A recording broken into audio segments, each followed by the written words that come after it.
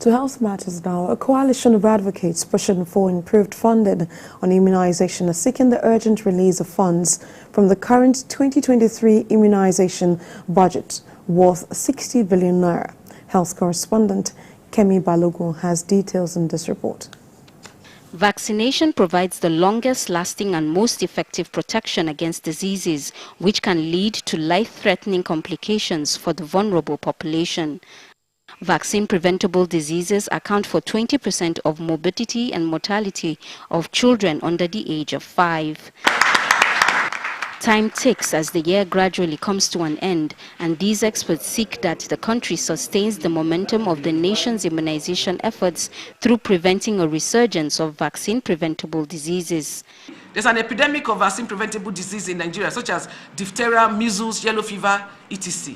Despite this global emphasis on immunization as a vital public health tool, they are extremely concerned as they push for the swift release of funds for immunization by the Accountant General of the Federation. Although there has been an increase in the immunization budget from 69 billion in 2023 to 137 billion naira in the proposed budget, the group still urges for the release of the 2023 funds to adequately curtail the likelihood of a vaccine shortage. The total amount that has been appropriated, cash planned, but not yet released, is 60 billion naira.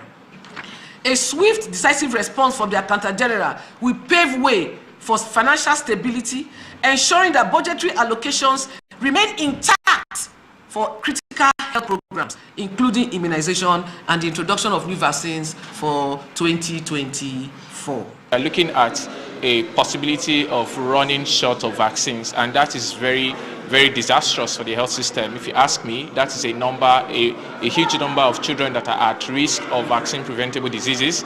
So part of this fund is actually a counterpart fund that Nigeria needs to show commitment with the support of the international partners. So it is important for Nigeria to actually release these funds so that immunization, there will be vaccines available for all the children in the country. The delayed release of immunization funds jeopardizes the progress made in controlling infectious diseases and poses a direct threat to the health and well-being of those who are most in need. Experts warn that the lack of adequate funding for immunization programs could lead to an increase in vaccine-preventable diseases, putting the lives of vulnerable population at risk, especially children and the elderly. Kemi Balogun, TVC News, Abuja.